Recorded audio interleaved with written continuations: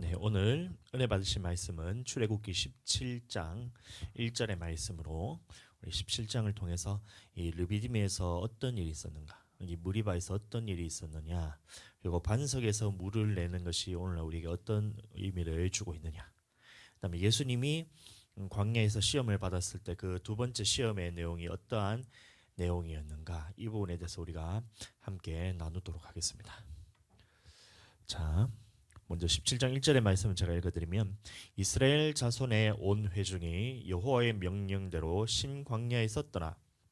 그 노정대로 행하여 르비딤의 장막을 쳤으나 백성이 마실 물이 없는지라, 이렇게 말씀하고 있습니다.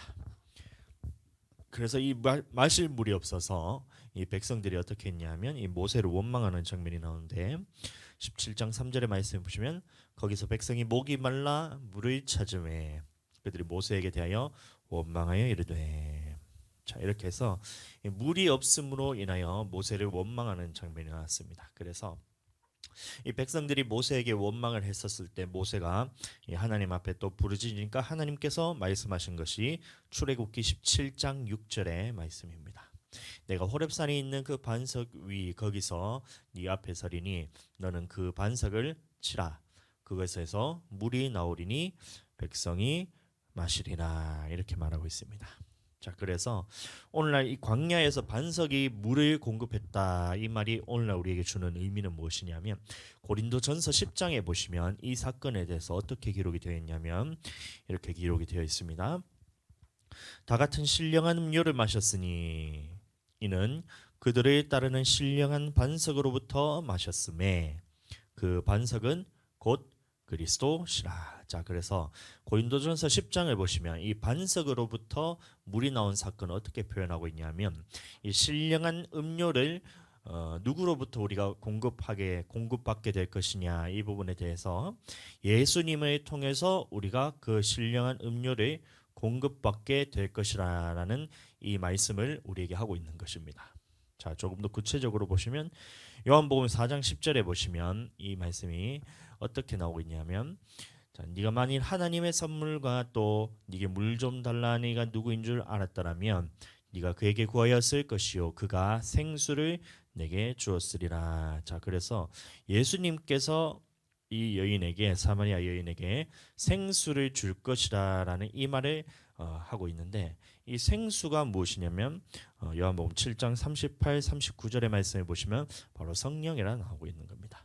자, 나를 믿는 자는 성경의 이름과 같이 그 배에서 생수의 강이 흘러나오리라 하시니 이는 그를 믿는 자들이 받을 성령을 가리켜 말씀하신 것이라. 자, 그래서 구약에 있어서 무리바에서 반석을 쳐서 반석에서 물이 나오는 이 사건을 고린도전서와 요한복음의 말씀을 통해서 보았더니만, 예수님으로부터 우리가 성령을 공급받게 될 것이라는 것에 대한 예표를 하고 있다는 말입니다. 그래서 출애굽기 17장에서 봤을 때에 우리가 애굽에서 하나님께서 건져내셔서 홍해를 가르시고 그 다음에 먹을 것이 없어서 하나님 앞에 부르짖었을 때 하나님께서 만나와 메추라기를 먹이시고, 그 다음에 두 번째로 우리 어려움을 만난 것이 뭐냐, 바로 이 물이 없을 때에 하나님 앞에 또 부르짖었더니 하나님께서 물을 공급해 주셨는데, 그 물이 의미하는 것이 뭐냐면 오늘날의 바로 성령을 의미하는 거예요. 자, 그럼 우리도 마찬가지로 이 애굽에서 건져냈다는 말은 뭐냐면 세상에서 우리가 살다가 죄 때문에 우리가 거기에 매여서 살다가 거기서 건짐을 받고 홍해를 건넜다는 말은 뭐냐면 우리가 이제 침례를 받고, 다시 말하면 예수님으로 통해서 우리가 죄 사함을 받는 그 사건을 우리가 경험을 하고, 그 다음에 광야에 왔었을 때에 하나님께서 만나와 메추라기를 먹이신 것처럼 그 만나가 의미하는 것은 오늘날에 우리에게 하나님의 말씀, 여호와의 입에서 나오는 모든 말씀으로 살 것에 대한 그 증거로서 구약에서 주었기 때문에 그 만나와 메추라기 사건이 오늘날 우리에게 주시는 것은 구원받은 백성은 하나님의 말씀으로 살고, 이런 뜻입니다. 그 다음에 마지막으로 물이 없어서 부르짖었을 때에 하나님께서 반석에서 물을 냈다, 이 말은 뭐냐면 이 반석이 그리스도라 했기 때문에 우리는 교회에 나왔을 때에 이제 예수 그리스도를 통해서 성령을 공급받게 될 것이다 라는 이것을 예표하고 있다는 겁니다. 물론 고린도전서 10장에서 보았을 때는 그렇게 예수님을 믿고 또 말씀도 받고 성령도 받았음에도 불구하고 이 이스라엘 백성들이 죄를 즐겨하는 바람에 그 광야에서 다 멸망을 받았다라는 이 사건을 기록하고 있지만, 오늘날 우리도 예수님을 믿은 사람들이 믿는다고 끝나는 것이 아니라 우리에게도 굉장히 중요한 것이 뭐냐면 하나님의 말씀으로 우리가 먹어야 되고, 그다음에 하나님께서 주신 성령으로서 우리가 공급받아야 된다라는 이 사실을 우리에게 지금 보여주고 있다는 겁니다. 자, 그래서 구약에 있어서 이 반석에서 물이 나왔다라는 이 말이 오늘날 우리에게 주는 메시지는 뭐냐면 우리가 예수 그리스도를 통해 성령을 받아야 된다라는 이 메시지와 지금 동일하다는 것을 제가 말씀을 드렸습니다. 자, 그리고 예수님께서 광야에서 시험 받으실 때에 세 가지 시험이 나오는데 이것이 일맥상통한 거예요. 보시면 첫 번째로 마귀가 시험하는 것이 뭐였냐면 이 돌들을 가져와 가지고 이 돌들이 떡덩이가 되게 해라. 예수님께서 40일 동안 굶주리고 금식하고 있으셨을 때 마귀가 나타나서 첫 번째로 시험했던 것이 뭐냐면 이 돌들이 떡덩이가 되게 해라. 자, 그래서 어떤 사람들은 이 돌이 떡이 되게 함으로 인해 가지고 먹고 사는 문제라고 얘기하는데 그것이 아니고, 하나님 예수님께서 그때 뭐라고 이제 마귀에게 이제 물리치셨냐면 사람이 떡으로만 살 것 아니요 하나님의 입에서 나오는 모든 말씀으로 살 것이니라 하면서 이제 마귀의 미혹을 물리쳤다는 거예요. 다시 말하면 이것은 말씀에 관한 내용인 것입니다. 예? 말씀에 관한 내용이라는 거예요. 첫 번째 시험이 뭐냐면 마귀가 네가 하나님의 아들이고 광야에 와서 시험을 받았을 때 시험하는 그 첫 번째 시험하는 그 시험거리가 무엇이었냐면 하나님의 말씀이 아닌 다른 것으로 살아라. 이것과 똑같다는 거예요. 먹고 사는 문제가 아니고 하나님의 말씀이 아닌 다른 것으로 살아라라는 이런 미혹을 줬을 때 예수님이 여호와의 입에서 나오는 모든 말씀으로 살 것이니라라는 이 말씀으로써 물리쳤다는 겁니다. 그리고 오늘 두 번째 내용에 있는데 그건 뭐냐면 마귀가 예수님을 성전 꼭대기에다가 이렇게 데리고 올라갑니다. 자, 말씀 읽어드리겠습니다. 마태복음 4장 5절 6절의 말씀입니다. 이에 마귀가 예수를 거룩한 성으로 데려다가 성전 꼭대기에 세우고 이르되 네가 만일 하나님의 아들이거든 뛰어내려라. 기록되었을 때 그가 너를 위하여 그의 사자들을 명하시리니 그들이 손으로 너를 받들어 발이 돌에 부딪히지 않게 하리로다 하였느니라. 이렇게 말하고 있어요. 그래서 많은 사람들이 이 세 가지 시험에 대해서 첫 번째는 이게 뭐냐면 돌을 떡덩이가 되게 했으니까 이것은 무슨 이제 먹고 사는 문제, 아니면 성전 꼭대기에 올려놓고 이제 예수님을 시험했다 했으니까 이 성전 꼭대기에 올렸다는 말은 뭐냐면 높은 위치 이렇게 얘기하는 거예요. 그다음에 세 번째는 천하만국에 대해서 이제 보이면서 내게 절하면 이 모든 것은 네게 주겠다 해서 명예 이렇게 하면서 굉장히 이것을 획일적으로 이제 기독교계에서는 그렇게 가르치고 있는데 이 말씀은 그 말씀이 아니고 이 성전 꼭대기에 올려서 무엇을 시험했느냐 이 부분에 대해서 우리가 하나님의 말씀 앞에서 보아야 되는데, 성전 꼭대기에 올려서 이 시험한 그 마귀의 그 중심 내용은 무엇이냐면 이제 하나님을 시험한다는 겁니다. 이렇게 이제 성전 꼭대기에 올려놓고 네가 만약에 뛰어내려서 하나님이 살아계신다면 천사들을 보내어서 발을 땅에 떨어지지 않도록 바치지 않겠느냐. 이게 질문인 거예요. 이 질문인 거예요. 그때 예수님께서 뭐라 대답하셨냐면 예수께서 이르실 때 또 기록되었을 때 주 너희 하나님을 시험하지 말라 하였느니라 하시니 이렇게 말하고 있어요. 예수님께서 왜 기록된 말씀으로 이 마귀의 시험을 물리쳤냐면 이 말씀의 중심을 우리가 이제 마귀가 이 시험하는 그 중심에 대해서는 예수님을 꿰뚫어 보셨다는 겁니다. 그래서 기록된 하나님의 말씀을 찾아서 우리가 그러면 거슬러 올라가야 되는데 예수님이 이 말씀을 그냥 하신 것이 아니고 주 너희 하나님을 시험하지 말라는 말씀을 그냥 자기 생각에 올라온 대로 그냥 말씀하신 것이 아니고 기록된 말씀을 가지고 찾아서 마귀에게 대적을 해서 그를 물리치셨다는 거예요. 그럼 이 말씀이 어디 나오는지 우리는 성경을 통해서 찾아야 됩니다. 그 신명기 6장 16절에 보시면 이 말씀이 바로 기록되었는데 예수님이 이 말씀을 가지고 마귀를 물리치셨던 겁니다. 자, 보시면 너희가 마사에서 시험한 것과 같이 너희 하나님 여호와를 시험하지 말고, 이 말씀을 가지고 예수님이 마귀의 두 번째 시험에서 물리치셨다는 겁니다. 마귀가 성전 꼭대기에 올려서 예수님 보고 뛰어내려라. 뛰어내리면 하나님의 천사를 보내서 네 발을 안 떨어지도록 그렇게 할 거니까 한번 뛰어내려 보라면서 예수님을 시험했을 때 뛰어내려라고 시험했는데 예수님은 왜 그 시험에서 이 말씀을 가지고 시험을 하셨냐면 마귀가 시험했던 그 시험이 뭐냐면 이 마사, 다시 말하면 오늘 본문의 내용인 이 무리바에서 이스라엘 백성들이 하나님을 시험했던 모습이 이 마귀가 시험했던 모습과 똑같기 때문에 예수님이 그 말씀을 가지고 이제 마귀의 미혹을 물리쳤다는 거예요. 그래서 이 말씀을 가지고 했는데 그러면 무리바에서는 그러면 도대체 무슨 일이 있었느냐 이거에 대해서 우리가 알아야 된다는 겁니다. 마사에서 시험한 것 같이 너희 하나님 여호와를 시험하지 말고 이렇게 말하고 있는데 그러면 마사에서 이스라엘 백성들이 어떻게 시험했는가를 우리가 이제 말씀에서 찾아야 됩니다. 그래서 무리바에서 무슨 일이 있었냐면 표면적으로 봤을 때는 이스라엘 백성들이 이 광야에 왔을 때 마실 물이 없어서 모세에게 원망을 했고 모세가 반석을 쳐서 그 물이 나와서 백성들이 마셨던 그 장면에 대해서 얘기하고 있는데 그때도 이스라엘 백성들 마음의 중심에는 무슨 마음이 있었냐면 이런 마음이 있었다는 겁니다. 하나님이 지금 나와 함께 하시지 않기 때문에 하나님께서 만약에 나와 함께 하신다면 물을 공급해 주셨을 건데 지금 하나님이 나와 함께 하시지 않기 때문에 물을 공급해 주지 않는 거야. 이러면서 하나님이 지금 함께 계신지 안 계신지를 시험했다고 이 성경에 그렇게 기록이 되어 있습니다. 출애굽기 17장 7절의 말씀 보겠습니다. 그가 그곳 이름을 마사 또는 무리바라 불렀으니 이는 이스라엘 자손이 다투었으며 또는 그들이 여호와를 시험하여 이르기를 여기서 시험이 나오죠. 무슨 시험이냐 보았더니만 여호와께서 우리 중에 계신가 안 계신가 하였음이더라. 자, 그래서 마사에서 이 이스라엘 백성들이 모세와 하나님을 시험했던 그 시험의 내용이 뭐냐면 하나님이 지금 나와 함께 계신가 안 계신가를 시험했던 거예요. 그러니까 하나님께서 물을 나게 하셔서 반석으로부터 광야에서 물을 나게 하시면 하나님이 살아계신 거고 하나님께서 물을 나게 하지 않으셨으면 하나님이 살아계시지 않은 거야. 그러니까 살아계신 하나님을 지금 내게 보여라. 하나님께서 내게 지금 함께 하신다는 것을 시험했다는 거예요.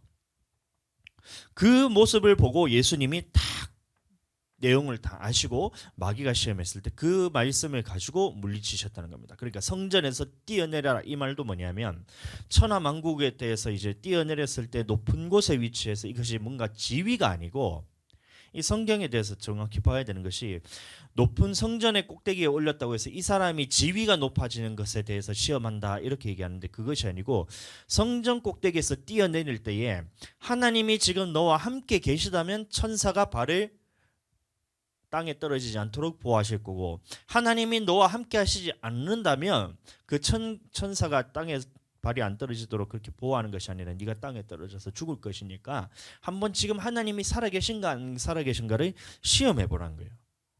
예수님께 오셔서 예수님께 와서 마귀가 시험하는 것이 하나님이 지금 너와 함께 하는지 함께 하지 않는지를 시험해 보라는 거예요. 그래서 마귀가 그렇게 겁도 없이 시험을 했지만 근데 예수님은 하나님이 지금 자기와 함께 하신다는 것을 알았거든요.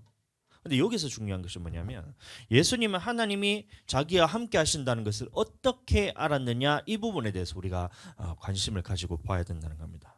예수님이 이 땅에 오신 육신을 입고 오신 하나님의 태초에 말씀이 계셨고 그 말씀이 곧 하나님이셔서 그 말씀이 육신이 되어 오셔서 예수님이 이 땅에 오셨다는 겁니다. 근데 그 예수님이 하나님과 떨어졌는데 지금 나와 함께 하신다는 그 사실을 어떻게 알 수 있냐면 바로 성령을 통해서 알 수 있었다는 겁니다. 마태복음 4장 1절의 말씀 보겠습니다. 그때에 예수께서 성령에 이끌려 성령께서 자기를 이끌어 가셨다는 것을 너무나 생생하게 알았다는 거예요. 그러니까 예수님이 하나님이 지금 나와 함께 하신다는 것을 그냥 저기 천국에 계신 하나님이 있는 것이 아니고 그 하나님께서 성령을 지금 자기에게 보내셔서 성령께서 지금 나와 함께 하기 때문에 예수님과 함께 하시기 때문에 이 성령님을 통해서 예수님이 하나님과 함께 하신다는 것을 알았다는 거예요. 그러니까 마귀가 시험을 했을 때 하나님이 지금 너와 함께 하시는가 함께 하지 않는가를 시험했을 때에 예수님이 주 너희 하나님을 시험하지 말라라고 이렇게 이길 수 있었다는 겁니다. 무리바에서와 같이 하나님이 계신가 나와 함께 하시는가 함께 하시지 않는가를 시험했던 것처럼 마귀가 지금 너와 함께 하느냐 하나님이 너와 함께 하느냐 함께 하지 않느냐를 시험해보라 했을 때 예수님은 자기 안에 성령을 통해서 하나님이 함께 하신다는 것을 알았기 때문에 그 말씀을 통해서 이겨낼 수가 있었다는 겁니다. 여러분들, 그럼 우리도 마찬가지입니다. 지금 하나님이 나와 함께 하신다는 사실을 우리는 어떻게 알 수 있냐면 성령께서 우리와 함께 하셔야 우리는 하나님이 나와 함께 하신다는 것을 알 수가 있어요. 여러분들, 참 많은 사람들이 이 우기는 것을 잘해요. 예를 들어서 크리스천들 중에서 예수님을 믿는 사람들, 그 다음에 하나님이 지금 나와 함께 하신다는 것을 어떻게 우리가 알 수 있습니까? 하나님이 지금 나와 함께 하시고 지금 나와 같이 있다는 것을 어떻게 우리가 알 수 있습니까? 어떻게 아느냐고 물었는데 자기는 예수님을 믿었기 때문에 또 하나님은 전지전능하시고 무소부재하시기 때문에 어디에나 계시기 때문에 지금 나와 함께 계시는 것을 저는 믿어요. 이렇게 얘기하거든요. 여러분들, 제가 하나님이 함께 하시는 걸 어떻게 아느냐고 물었는데 대답이 저는 하나님이 함께 하신다는 것을 믿어요. 이렇게 대답해요. 그러면 그 말의 반증이 뭐냐면 지금 자기와 함께 하신다는 것을 사람들이 그것을 깨닫지 못하는 거예요. 여러분들, 우리는 하나님이 지금 나와 함께 하신다는 것을 어떻게 알 수 있냐면 성령께서 내게 오시면 그 하나님이 보내신 성령, 예수님의 이름으로 보내신 그 성령, 그 예수님의 이름이 뭐냐면 임마누엘 하신 하나님이 그 이름으로 보내신 그 성령이란 거예요. 임마누엘이 뭐예요? 하나님이 지금 우리와 함께 계시다는 그 이름으로 보내신 성령께서 내 안에 오시면 그 성령이 내 안에 오셔야 하나님이 지금 내게 임마누엘 하신 거예요. 예수님이 이 땅에 오신 것과 똑같이 예수님이 하나님께로 다시 가셔서 성령을 받아서 이제 각 사람에게 보혜사로서 보내주시는데 이 성령께서 내 안에 오시면 예수님이 오신 것과 똑같이 하나님이 지금 나와 함께 하시는 거예요. 임마누엘 하시는 것이에요. 그러니까 이것을 통해서 하나님이 나와 함께 하신다는 것을 알 수 있는데 예수님을 믿는다 하고 성령에 대해서는 자기들이 받아들이지 않는 사람들을 뭐라 얘기하냐면 예수님이 하나님이 지금 여러분과 함께 하시는 것을 어떻게 알 수 있어요? 이런 물어보면 나는 하나님이 어디든지 계시고 무소부재하시고 하나님이 살아계신 것, 지금 나와 함께 하신 것을 믿기 때문에 하나님이 자기와 지금 함께 하는 거야. 근데 얼마나 그것을 모르겠으면 이제 그것을 믿어야 되는 거예요, 여러분들. 그러니까 신앙생활에서 차이가 나는 거예요. 함께 그것을 하면서 하나님이 함께 하신다는 그 사실을 알면서 예수님과 함께, 그다음에 성령님과 함께 동행을 하면서 살아가는 사람들은 이 삶에서 빛이 납니다. 그런데 이 성령님이 함께 하시지 않는데 예수님을 믿는다고는 하지만 성령님이 함께 한다는 이 사실에 대해서 모르는 사람들은 어떻게 하냐면 자기의 믿음으로 살아가요. 자기의 믿음. 그거 어떻게 돼요? 할 수 있는 것까지는 하고 하지 못하는 것에 대해서는 못하고, 그럼 믿을 수 있는 것까지는 믿고 믿지 못하는 부분들에 대해서는 다 이제 믿지 못하고. 그러면 하나님의 말씀이 선포됐을 때 담임 목사님을 통해서 성령께서 하시는 말씀을 그대로 선포하니까 이게 생명의 말씀이잖아요. 그래서 말씀을 들었을 때에 어떻게 해요? 자기가 이게 받아들일 수 있는 것은 받아들이고 자기 안에서 거리낌 있고 못 받아들이겠는 거는 그냥 다 버리는 거예요. 왜 그래요? 하나님이 살아계심이 느껴지지 않기 때문에, 자기와 하나님이 함께하는 걸 말지 못하기 때문에, 그렇기 때문에 하나님의 말씀이 선포돼도 그것을 받아들일 수가 없는 겁니다. 여러분들, 저부터 그래요. 저도 만약에 하나님이 살아계심이 모른다면 하나님이 지금 나와 함께 하시고 그 다음에 성령께서 나와 함께 하시고 그 다음에 하나님의 심판이 있다는 사실에 대해서 제가 잊고 모르게 되면 어떻게 되냐면 저 또한 하나님의 말씀을 들었을 때에 이것을 그냥 귀로 듣고 귀로 흘리는 거예요. 하나님의 말씀을 내가 이끌어가야 되는데, 하나님의 말씀이 나를 이끌어가야 되는데 말씀을 들었을 때 왜 내 마음속에서는 이것에 대해서 대적하면서, 왜 모른 척하면서, 하나님의 말씀이 선포됨에도 불구하고 이것을 모른 척하면서 계속해서 살아가게 되느냐? 그건 정답은 하나예요. 내 안에 살아계신 하나님이 경험되지 않기 때문에 하나님께서 하신 말씀에 대해서 내가 들었어도 이것이 내 안에 이게 믿음과 결부가 되지 않는 거예요. 그럼 어떻게 돼요? 살면서는 계속해서 이제 안 믿는 사람들처럼 그렇게 끌려가면서 살다가 신앙생활 하는데 힘이 하나도 없고 결국에는 이제 믿음을 통해서 우리가 전진해서 하나님 나라로 나가야 되는데 계속해서 뒤로 뒤처지는 거예요. 뒤처지다가 결국에는 어느 순간 교회를 떠나가게 되고 이런 사건이 일어난다는 거예요. 왜 그래요? 하나님이 살아계심을 모르기 때문에. 여러분들, 그러니까 이 성령을 통해서 예수님께서 하나님이 함께 하신다는 것을 안 것처럼 우리도 성령을 통해서 하나님이 살아계신 것을 우리가 경험할 수 있고 또 함께 하신다는 것을 알 수 있다는 겁니다. 이게 생생하게 느껴져요. 우리는 하나님의 살아계시는 것을, 하나님이 지금 나와 함께 하시는 것을 어떻게 알아야 되냐면 생생하게 알아야 돼요. 생생하게. 여러분들 봤을 때 화석을 보잖아요. 화석.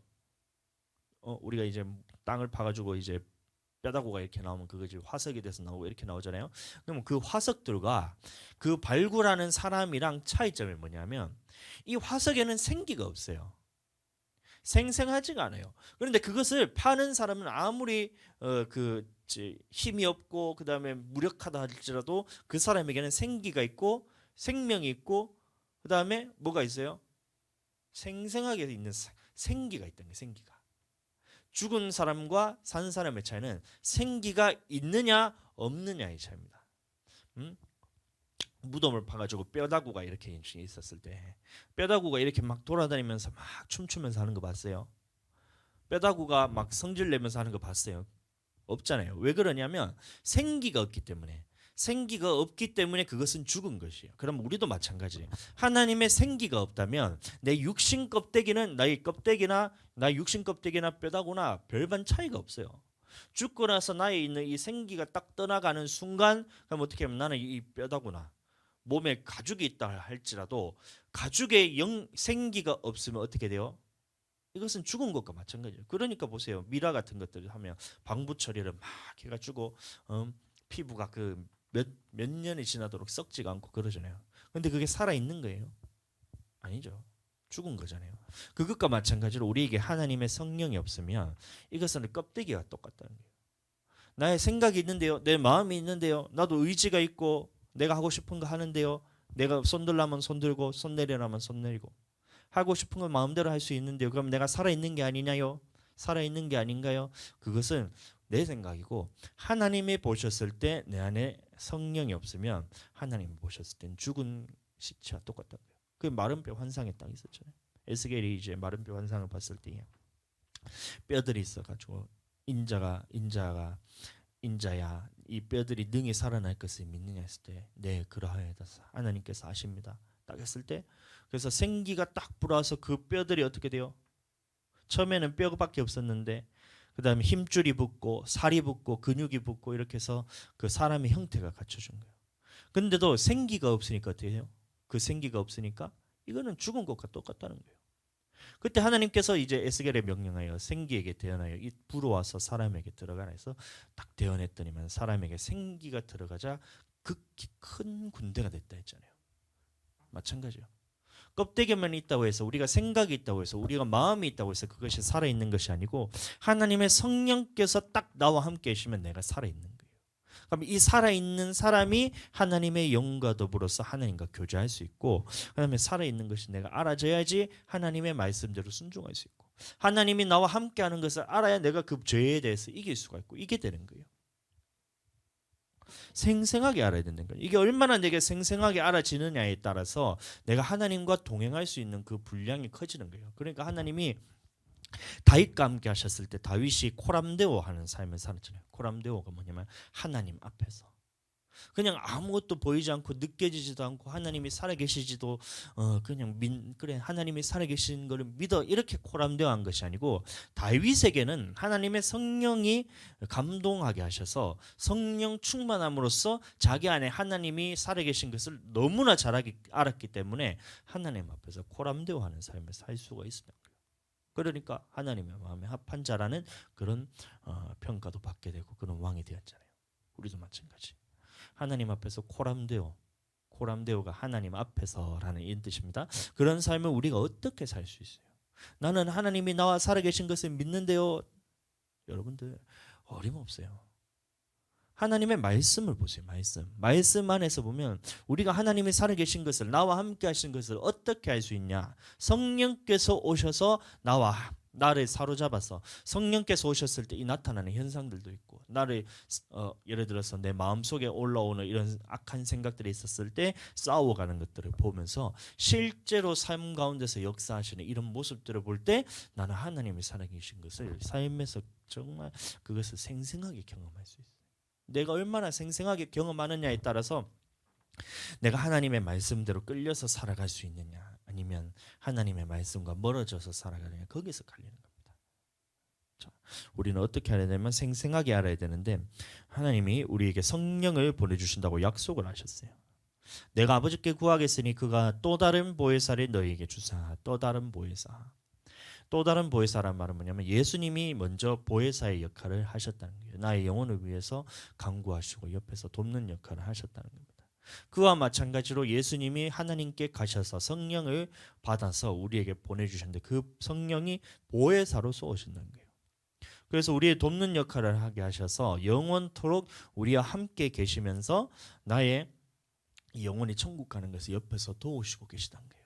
하나님의 말씀이 깨닫게도 해주시고 말씀에 불순종하고 싶은 마음이 마귀 같은 것이 내 안에 올라올지라도 하나님의 성령을 통해서 이것을 장악해가지고 하나님의 말씀으로 끌어갈 수 있는 힘이 생기고 하나님의 친히 성령이 나의 영과 더불어서 하나님의 자녀임을 증거해서 하나님의 살아계심을 내가 너무나 알고 자녀로서의 이 축복을 내가 받아하면서 살아가는 거예요. 그런데 오늘날 교회 안에서 이상한 사상들이 막 자리를 잡고 있어요. 뭐냐면 예를 들어서 믿음이 흔들릴 때 또 이럴 때는 하나님이 함께 하심이 느껴지지 않을 때는 그러면 자기가 지금 시험 들어서 이 믿음이 떨어지고 있다는 상태잖아요. 그러면 어떻게 하냐면 이제 우리 지도자들이 아니면 선생님들한테 가서 상담이나 아니면 이렇게 물어보면 그냥 덮어두고 믿으라 그래요. 하나님이 지금 나와 함께 하는 것이 내가 느껴지지 않는데요. 왜 그래요? 여러 가지가 이유가 있겠죠. 죄를 짓게 되면 하나님이 함께 하시지 않고 뭐 이런 여러 가지 이유에 있어서 하나님이 지금 나와 함께 하시는 것이 느껴지지 않는데요. 이렇게 얘기를 하는데 덮어두고 믿으라는 거예요. 지금 성령님이 나와 함께 하신다는 것은 나는 머리는 알겠는데 내가 실제로 삶에서 경험이 안 되니까 이게 너무나 답답해서 영혼이 메말라 죽어가고 있어요. 그래서 상담하러 갔더니만 덮어두고 믿으래요. 하나님께서 지금 너와 함께 하신다. 너는 지금 보이지가 않겠지만 네가 느껴지진 않지만 하나님이 지금 너와 함께 하신다. 그러니까 덮어놓고 믿어. 경험에 대해서는 네가 그 중요한 것이 아니야. 하나님의 은사에 대해서는 중요한 것이 아니야.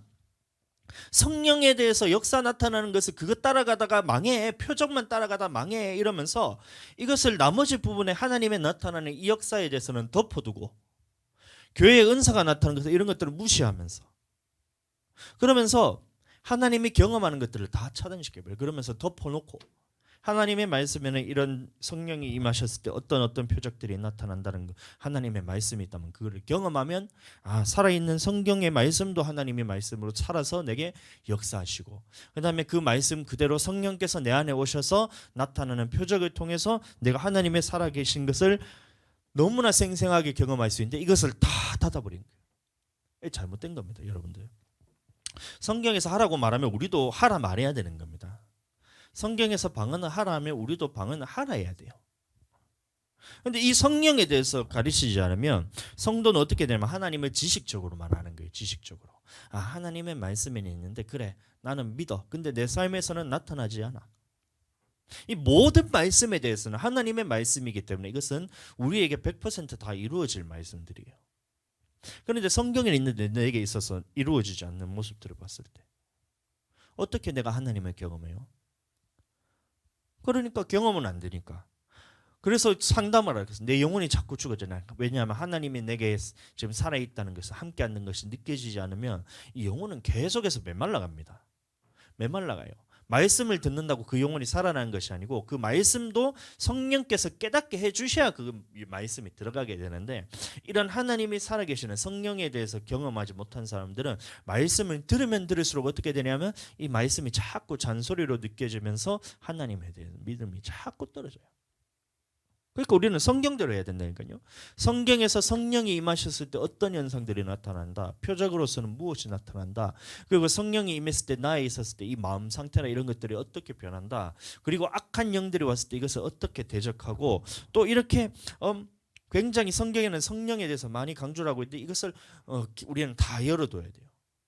열어두면서 성령이 임하게 해주셔야 되고 그러니까 우리 교회 오면 가장 먼저 하는 것이 뭐냐면 성령부터 받게 하잖아요. 처음에 우리 이제 첫 번째 성도가 왔었을 때도 저는 성령부터 받겠어요.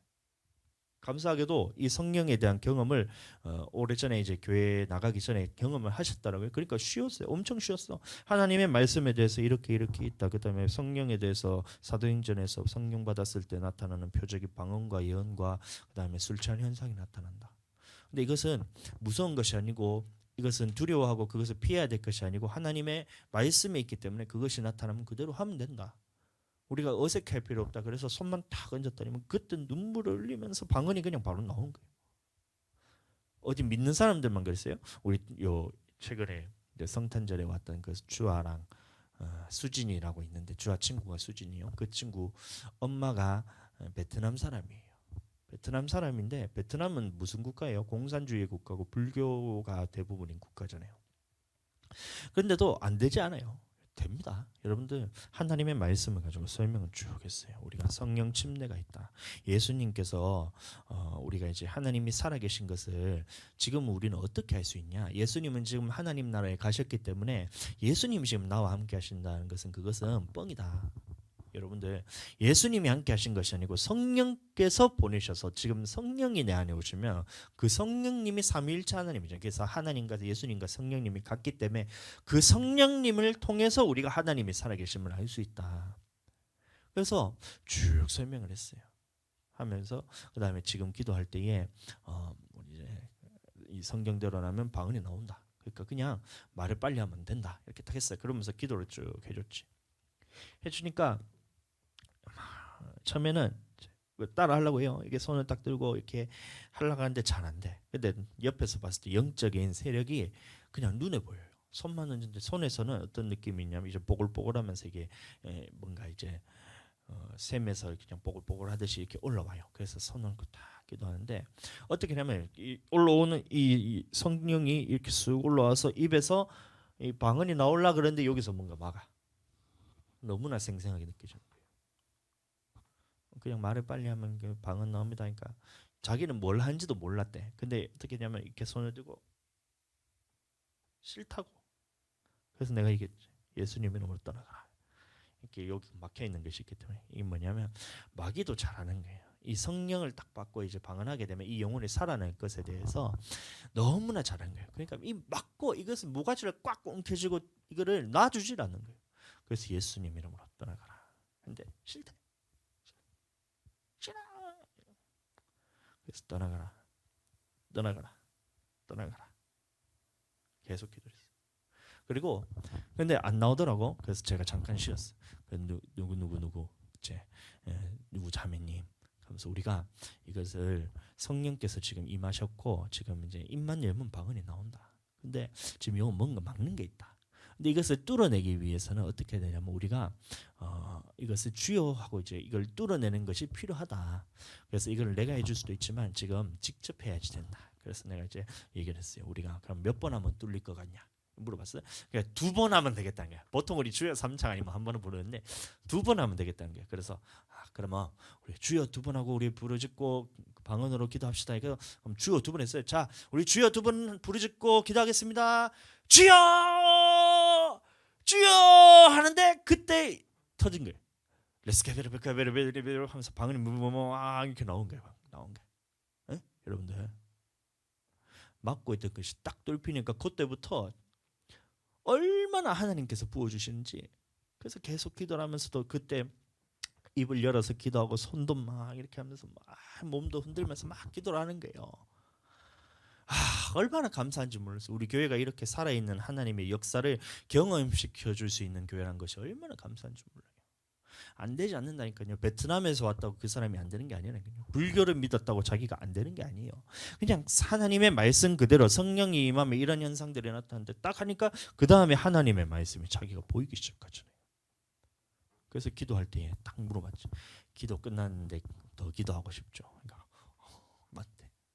그래서 더 기도하라고. 내일도 와서 기도하고 집에 가서도 기도하고 계속 기도해야 된다면서. 그래서 지금까지도 주일날 그 다음에 또 와서 했을 때 또 앉아가지고 우리가 주여 한번 부르고 기도합시다. 그러니까 주여 하니까 앉아가지고 방언으로 기도하더라고. 참 진짜 멋있었어. 너무 멋있어. 그러니까 이런 모든 것들에 하나님의 살아계심이 경험되고 이런 역사를 통해서 지금 나와 함께 하시다는 것이 알아져야 되는데, 이게 안 되면 어떻게 되냐면 교회 안에 다니면서 신앙생활을 하면 할수록 하나님에 대한 의심이 생기는 거예요. 지금 나와 함께 하시는가, 함께 하지 않는가. 무리바에서도 마찬가지. 하나님이 지금 나와 함께 하시는가, 함께 하지 않는가. 이게 의심이 된 거예요. 예수님이 광야에서 시험 받을 때 마귀가 미혹했던 것처럼 지금 하나님이 너와 함께 하시는지 안 하는지를 시험해 보라. 이렇게 했을 때 예수님이 그 시험에서 이길 수 있는 이유가 뭐예요? 자기 안에 성령이 있었죠. 마찬가지로 광야에서 이스라엘 백성들이 무리바에서 물이 없음으로 원망했을 때 하나님이 함께 하신가 함께 하지 않는가를 시험했을 때 모세가 무엇을 해줬어요? 물을 통해서 공급을 해줬죠. 반석을 쳐서. 오늘날 마찬가지. 하나님이 지금 나와 함께 하신가 함께 하지 않는가를, 이거를 사람들이 너무나 이것을 자기 삶에서 그거를 경험하지 못하니까 영혼이 얼마나 팔이 해가 져가는지 몰라요. 물을 마셔야지 이게 이제 갈증이 해소가 되잖아요. 하나님이 살아계신 것을 우리가 얼마나 날마다 경험을 하면 이것이 그 성령을 통해서 내 삶에서 생수가 공급되고 막 넘쳐 흐르거든요. 근데 이게 안 되니까 말씀하면서 교회 가면 말씀 더 깊은 말씀, 더 진짜 진리의 말씀, 더 진리의 말씀, 진리 중에 진리. 그다음에 뭐 성경 인터넷으로 제가 찾아보면 진짜 핵심 중에 핵심 말씀, 핵심 중에 핵심 중에 핵심 중에 핵심 말씀 막 이러면서 말씀하면서 얼마나 참 많은지 몰라요. 근데 그 말 들어봐야 내 안에 하나님이 살아계신 경험이 안 되면 그것은 그냥 뜬구름입니다. 뜬구름. 10번 듣는다고 해서 그것이 다 내 말씀이 되는 것이 아니고, 그 말씀을 듣는다 해도 내 안에 살아계신 성령님이 경험되지 않으면 그것은 그 말씀조차도 나중에는 잔소리가 돼요. 처음에는 와 은혜 되는데 다음에 들으면 또 은혜가 돼야지. 그게 생명이잖아요. 똑같은 말씀을 10번 들으면 똑같은 말씀이 10번 다 은혜가 돼야 그게 생명이잖아요. 근데 어떤 때는 이제 이 말씀을 들었을 때 야 이게 막 내게 생명같이 느껴지는 거야. 근데 다음에는 또 그 말씀을 또 들으러 가면 지겨운 말씀이 돼요. 왜 그래요? 성령께서 안 살아계시면 그 말씀이 내게 생명으로 결부가 안 됩니다. 믿음으로 결부가 안 됩니다. 그래서 하나님이 이제 우리에게 말씀하신 것이 뭐냐면 이렇게 성령이 받는 것이 그렇게 중요하다는 거예요. 이 성령에 대해서 성경에서는 얼마나 이제 강조를 많이 하고 있냐면 이 주를 우리가 고백하는 거, 예수를 우리를 주로 고백하는 것도 성령께서 하시는 거고, 은사도 이게 다 이제 성령을 통해서 나타나는 거고, 그러면 나타나는 표적도 성령을 통해서 나타나는 거고, 하나님의 자녀도 누가 증언하냐면 성령이 증거하시는 거고, 우리가 기도를 어떻게 해야 되나 성령을 통해서 해야 되고, 이 모든 부분들에 대해서 그럼 우리가 또 말세에 우리가 이게 환란 때에 이기기 위해서는 또 어떻게 해야 되냐? 성령을 통해서 이겨야 돼요. 그럼 모든 부분에 있어서 성령 빼고는 우리가 할 수 있는 것이 아무것도 없어요. 하나님의 말씀 우리가 어떻게 깨달아요? 성령을 통해서 깨달아야 되고, 우리가 성도들하고 교제할 때는 어떻게 해야 돼요? 성령이 하나 되게 하시면 지켜라 그랬잖아요. 성령으로 해야 되고, 말을 할 때는 어떻게 해야 돼요? 말할 때도 성령께서 하심에 따라서 해야 돼요. 모든 부분에 있어서 성령을 따라서 해라 그랬는데, 성령에 대해서 은사나 아니면 성령의 열매, 우리가 있는 내적 충만이라고 얘기하기도 하는데, 우리가 9가지 그런 성령의 열매, 사랑, 희락, 화평, 오래 참음, 자비, 양성, 충성, 온유, 절제, 이렇게 9가지 열매 맺는 것을 성령이라고 하면서 그 2가지밖에 모르는 거예요. 그럼 나머지 성경에서 말하는 성령에 대해서 모르는 사람들이, 그렇다 보니까 어떻게 돼요? 이거는 은사에 대해서 있어도 되고 없어도 된다. 표적에 대해서 나타나도 안 나타나도 된다. 성령을 받아도 되고 안 받아도 된다. 이런 식으로 얘기하니까, 그러니까 하나님의 말씀에 대해서 제대로 이해를 못하는 거예요. 왜 하나님께서 성령을 받으라 했는지, 성령을 받으면 우리에게 어떤 현상이 일어나는지, 어떤 표적이 나타나는지, 방언이 뭔지, 은사가 뭔지. 그럼 주를 고백하게 하신다는 그 성령의 말씀이 무슨 말씀인지, 언제 우리가 주를 고백해야 되는지, 그 말씀도 이 성령에 대해서 모르면 이거는 아무것도 모르는 거예요. 단순히 이거를 경험하고 마냐고, 이거를 경험하고 마느냐를, 그거를 해야 된다 안 해야 된다라고 자꾸 그렇게 얘기하는 거예요. 성경에 없는 말이잖아요. 은사주의라는 말. 성경에 은사주의가 어디 있어요? 성경에 은사주의가. 은사가 나타나느냐 안 나타나느냐. 성령이 임하셨을 때에 나타나는 은사들이 있다. 그리고 각 사람에게 나누어 주는데 그 말의 의미가 또 뭔지, 우리 안에 성령이 임하면 그 은사들이 다 이미 하나님께서 주신 거예요. 그러니까 은사가 나타나는 거지. 받는 것은 성령입니다. 그러니까 방언을 받는 것이 아니고 우리에게 받는 것은 성령이에요. 성령을 받았을 때 나타나는 현상이 어떨 때는 방언으로 나타나기도 하고 이게 은사가 예언으로 나타나기도 하고 병고침으로 나타나기도 나타나는 방법에 대해서는 여러분들 다르지만 받는 것은 성령입니다. 이런 기본적인 차이도 모르니까 은사주의라고 얘기하는 거예요. 내가 언제 은사주의라고 은사 받는 것이 중요하다 그랬어요. 은사는 성령이 각 사람에게 나누어준다고 했잖아요. 자기의 뜻대로. 그럼 우리가 성령 받았을 때 이 은사들이 다 갖고 있다는 겁니다. 그런데 언제 그 은사들이 나타나느냐면 교회를 세워감에 있어서 성령께서 그 뜻에 맞게끔 하나님의 뜻대로 각 사람에게 나눠주기 때문에 다른 모든 은사들에 대해서는 예언이나 병고침이나 아니면 귀신 쫓아냄, 지식, 지혜 이런 것들은 그 사람이 하나님께서 교회에 세워가는데 필요하겠다 싶으면 주는 거예요.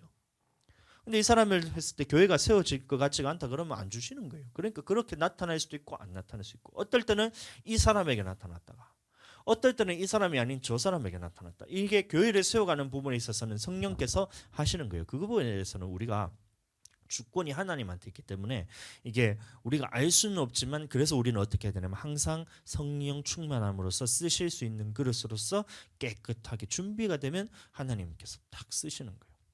그러나 방언은 뭐냐면 개인의 덕을 세우기 위해서 이것은 언제나 나타나게 되어 있습니다. 교회를 세우는 부분이 아니기 때문에 방언은 언제 나올 수 있냐면 누구나 다 하려고 할 때는 다 나오게 되어 있어요. 그러니까 한 번도 제가 이 방언에 대해서 안 나온 적이 없었어요.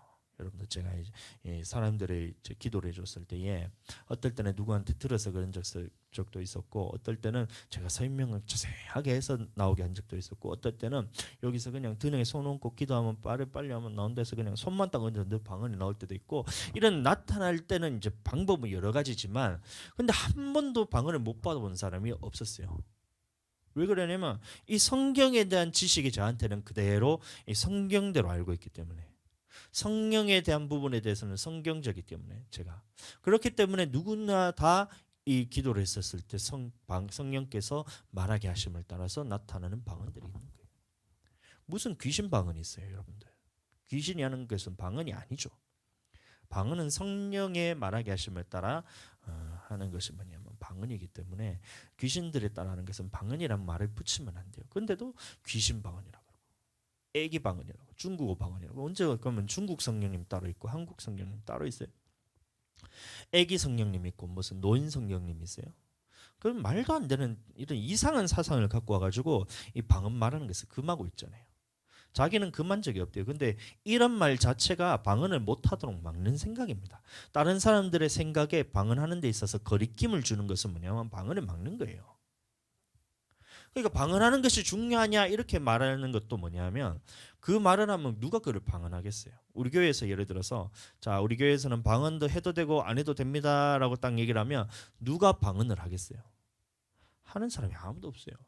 그러니까 저는 방언을 금하지 않기 위해서 어떻게 하냐면 우리 교회에서는 무조건 방언으로 기도합니다. 방언해야 됩니다. 방언 받아야 됩니다. 물론 성령 받는 것이고 나타나는 현상으로서 방언이지만 방언 받아야 됩니다라고 제가 말하는 것은 그냥 간단하게 얘기하기 위해서 하는 거예요. 성령 받고 방언으로 기도해야 됩니다. 그래야 우리가 영으로 기도하고 마음으로도 기도하잖아요. 이런 부분에 대해서 다 알아야 된다는 거죠. 자, 그래서 또 이제 말하는 것이 뭐냐면 우리가 영으로 기도하고 또 마음으로 기도하라 했기 때문에 그럼 두 가지를 한꺼번에 하려면 우리는 입으로 한국말로 기도하게 된다면 우리는 영으로는 기도할 수가 없어요. 영의 기도가 뭐냐면 방언이거든요. 방언이 영의 기도고 또 하나 영의 기도는 뭐냐면 하나님의 뜻에 100% 맞는 기도. 흠도 티도 없이 온전히 하나님의 뜻을 다 헤아려서 할 수 있는 기도가 그게 영의 기도예요. 그러면 하나님의 뜻대로 영의 기도를 하든지. 근데 그거는 사람이 할 수 있는 게 아니라 그랬잖아요. 우리는 마땅히 비바라 알지 못하기 때문에 성령께서 말할 수 없는 탄식으로 우리를 위하여 대신하여 간구한다 그랬잖아요. 그러면 어떻게 해요? 성령에 따라서 그럼 방언으로 기도할 때 그게 영의 기도가 되는 거예요. 알아듣지 못하기 때문에 방언입니다. 알아듣지도 못하는데 무슨 방언으로 기도하냐 이렇게 하는 것은 진짜 성경을 다시 한번 읽어봐야 돼요. 한 번도 성경을 본 적이 없는지 몰라. 알아들 수 없기 때문에 방언입니다. 그러니까 방언으로 기도하라는 거예요. 이해가 되시죠? 이런 식으로 이 성령의 살아계심에 대해서 내가 이게 하나님의 살아계심이 내 안에서 계속해서 생생하게 경험이 돼야지 되는데 이것에 대해서 막아버리면 어떻게 돼요? 그럼 광야에서 이제 이스라엘 백성들이 원망한 것처럼 우리가 하나님이 살아계신가 안 계신가 원망이 계속 나타나는 거예요. 그러니까 보세요. 교회 다니면서 1년, 2년, 10년 다닌다 할지라도 하나님의 성령 없이 경험한 그 교회 생활하는 사람들 보세요. 그럼 전부 다 종교 생활입니다. 종교 생활. 주일날 와가지고 예배 딱 드리고 난 다음에 그 다음에 봉사 조금 하다가 집에 가서는 그때부터는 전부 다 이제 자기 식대로 살아가는 거예요. 먹고 마시고 그 다음에 시집가고 장가들면서 무엇을 먹을까, 무엇을 마실까, 무엇을 입을까 이거에 대해서 고민이 거기에 다 쏠려 있는 거예요. 하나님께서는 그런 것들에 대해서 내려놓으라는 이 말씀, 그 다음에 그의 먼저 그의 나라와 그의 의를 구하면 이 모든 것들을 더한다는 그 말씀에 들어가지도 않아요. 왜요? 자기가 살아계신 성령님이 자기 안에 없기 때문에 계속해서 머리는 커가는 거예요. 지식적으로만 하나님을 알다 보니까 이 목사님은 뭐냐면 이 담임 목사가 말하는 것은 뭐냐면 이거는 생명의 말씀입니다. 생명의 말씀이란 것은 뭐냐면 내가 이 부분에 대해서 내가 혹시나 잘못 전해서 이 하나님의 말씀이 아닌 다른 말을 전하게 된다면 그러면 그 영혼은 멸망을 받아요. 생명의 말씀이란 것은. 근데 이 부분에 대해서 내가 잘못 전해서 이 사람이 잘못 들었다 하면 그 책임은 누구한테 묻냐면 이 목사님한테, 담임 목사한테 묻는 거예요. 말씀을 전하는 사람한테. 그렇기 때문에 생명의 말씀이란 것은 뭐냐면 저는 이 강단에서 선포되는 말씀을 하나님의 말씀을 전할 때 생명을 걸고 말하는 겁니다. 생명을 걸고 말하는 거예요. 나의 생명을 걸고.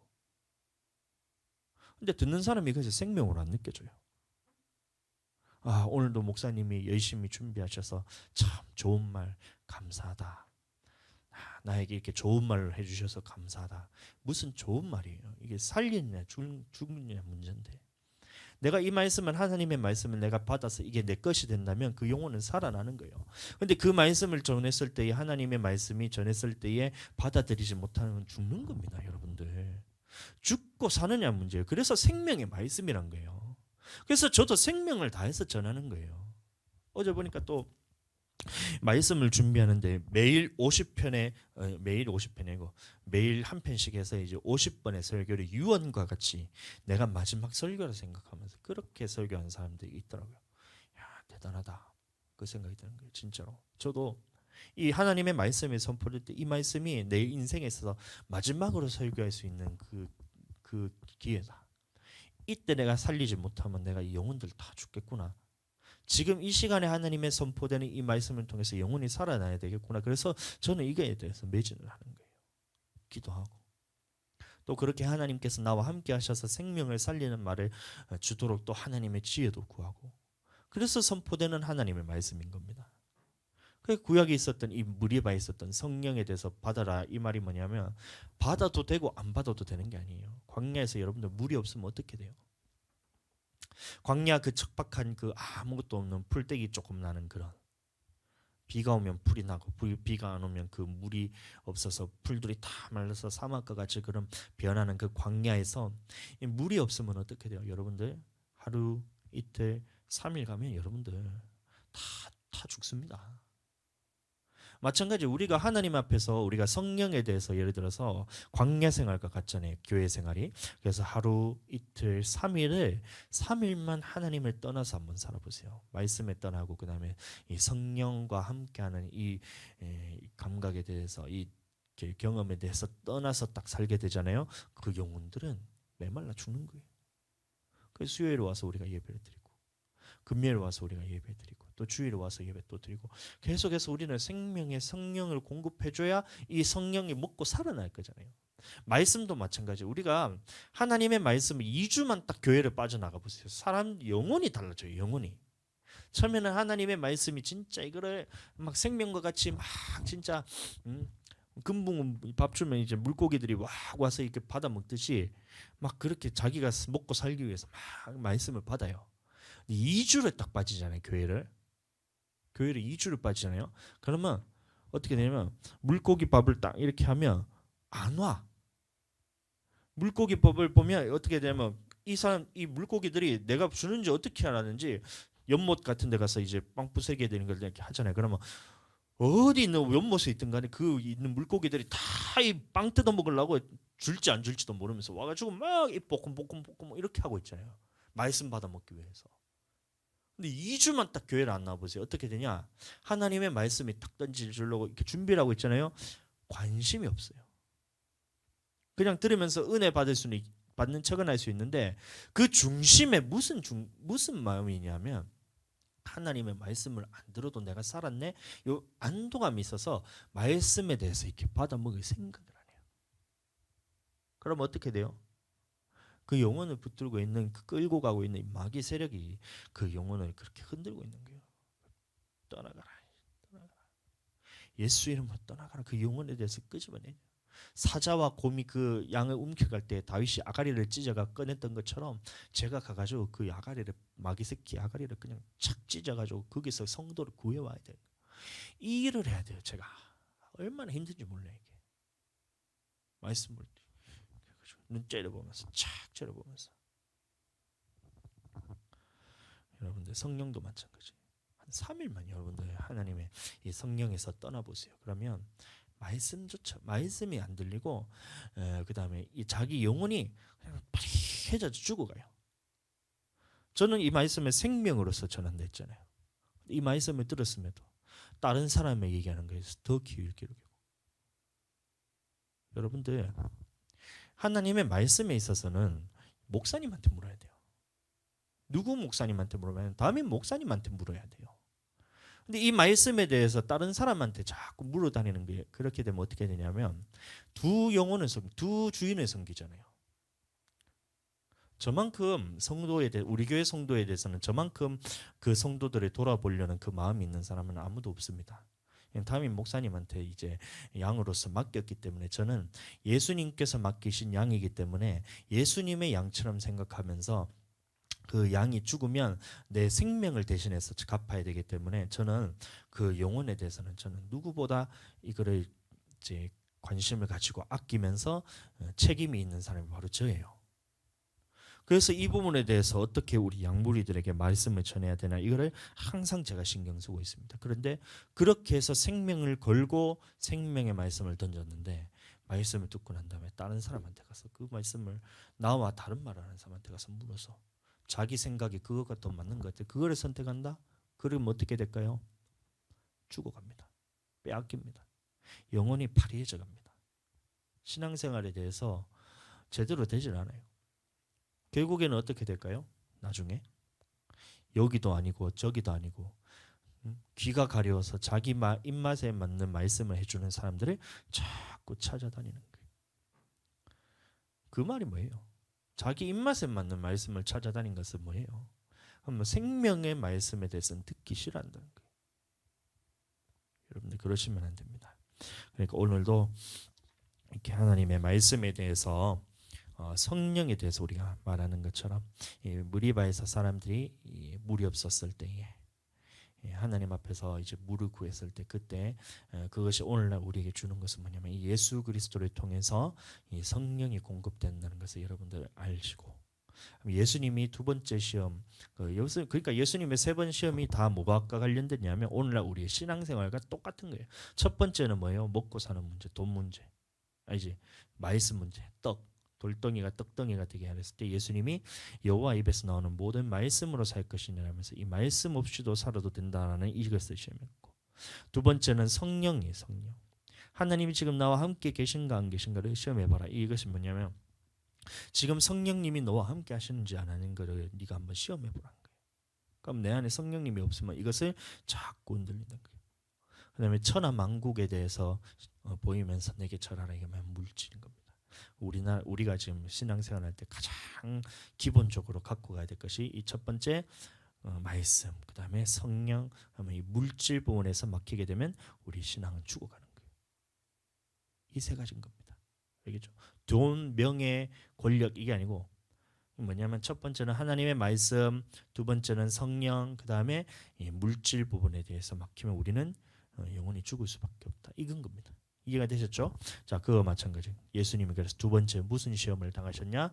이 성령이 계시는데 하나님이 지금 너와 함께 하시는지 안 하시는지를 시험해 보라 했을 때 그때 예수님이 주 너희 하나님을 시험하지 말라 했을 때 그때 이 무리바 사건이었던 거예요. 무리바 사건. 무리바 사건 때 이스라엘 백성이 하나님이 우리와 함께 계신가 안 계신가를 시험했던 것처럼 마귀가 시험했을 때 예수님이 말씀하신 것처럼 주 너희 하나님을 시험하지 말라 하시면서 물리칠 수 있었던 것이 자기 안에 성령이 계셨기 때문에 물리칠 수 있었던 겁니다. 그럼 오늘날 우리도 마찬가지. 성령이 내 안에 없으면 계속해서 이 하나님이 살아계신 것에 대한 의심이 자꾸 듭니다. 마귀가 계속 집어넣어요. 그때에 우리는 어떻게 해야 되냐? 성령 안에 붙들려서 성령 충만함으로써 하나님 앞에 나아갈 때에 붙들려 있을 때에 그때 우리는 예수님이 하신 것처럼 주 너희 하나님을 시험하지 말라 이렇게 물리칠 수가 있는 거예요. 아시겠죠? 그렇게 되기를 예수님 이름으로 축복합니다.